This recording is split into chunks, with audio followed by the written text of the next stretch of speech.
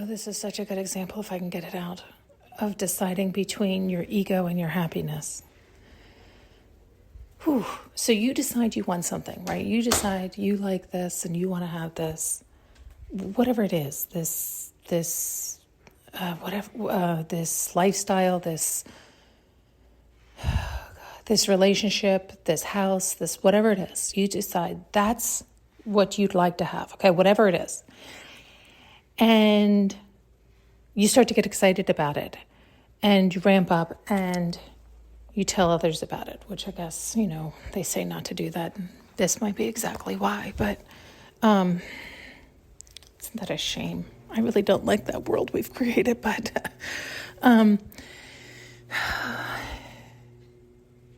they can plant seeds of doubt. They can say, oh God, don't do that. That'll drain your pockets. You say you want a boat.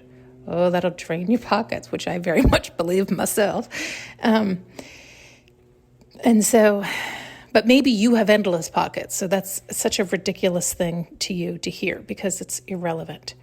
You live in a world of abundance. Good fuck for you. God damn it. I'm so proud of you. I am so proud of you. That's what we want, is people who have mastered their mind that way. But so anyway, so say you're limited like me. You still have some limiting beliefs. You still have some lack in there. You still hold on to some bullshit. And somebody points out that bullshit in you, right? They mirror that bullshit to you. They remind you of that seed of doubt, that bullshit. They pluck it forward. They say it'll drain your pockets. And you say, no, it won't. I've already thought of that. I've already managed that. I already have it set up. You really want something. And you try to ignore it, but it still agitates you a little. And you decide, no, I'm going after what I want. And it'll be fine. Now, if your ego is stronger than your true desire to be blissful and happy,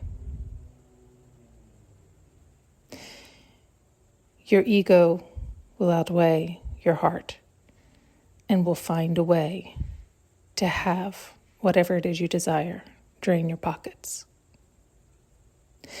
And then you can say, see, I knew I was right.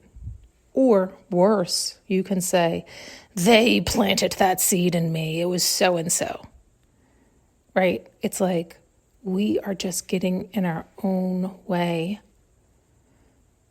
I know I do this. That damn ego. I love it so much. But I haven't trained. There's a lot I haven't trained it in the right direction with, or I haven't brought it up to speed with, or I haven't given it new experience to understand it the new way yet. Do you see what I'm saying? So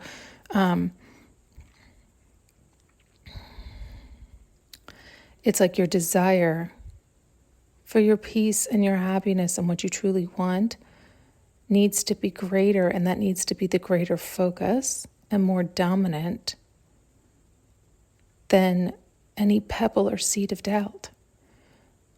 But that pebble, that seed of doubt can grow, and it can grow into a monster weed that can strangle you. So it's like, that's always the question. Do you pluck it out then? But in doing so, you're giving it attention. It really depends on the person and the problem. Because sometimes you just need to turn and face it and pluck it out, or turn and give it new experiences, or turn and let it understand or explain it, or many things. Sometimes it is just turning and saying, I thank you so much. I know. We have had that lack before, had that whatever, and we don't want to go back there. You're absolutely right. So I really appreciate you looking out for me and not wanting me to put myself in a position that would put me back to where I've said I don't want to go. But we, have found this new understanding and this new belief that we live in a world of abundance, and that everything really is working out for us, and that we have to choose that focus and have that right mindset and that right focus for it to come in. And we need to relax and release and allow it to come in by releasing that old belief that never served us, that was always painful, that allowed our pride and ego to win out always and forever. We were right. Wow, were we right? But we weren't happy. Right? So it's like, thank you so much. And And, right? And so whatever it is you need to do to get you on board with you, do it, right? There's a million ideas, techniques, theories. Maybe you need to test them all out. Maybe whatever. But we are doing this to ourselves all the time, all the time, all the time. I thought that was a really clean, clear example.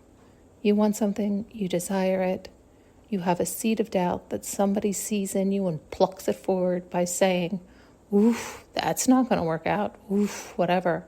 Well, it was already there. That's how they were able to pluck it forward and have it vibrate. So then you let it vibrate, and then you make that vibration louder and stronger than what your heart really wanted. So yet again, your ego wins and your heart does not. So you have to rise up at some point and say, enough. My heart is going to win. I'm going to go after my dreams. I've learned all these lessons. I'm not going to tell you people anything. See, I don't like that. I really don't.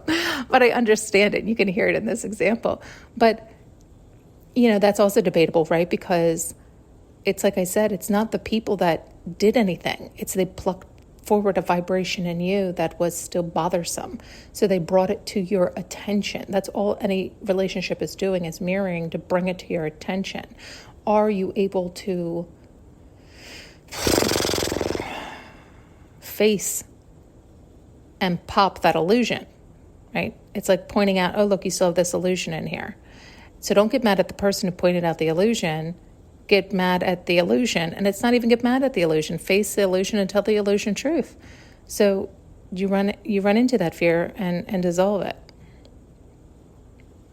Okay. Thanks so much for tuning in and listening. You can now purchase an audio journey with me using the link below.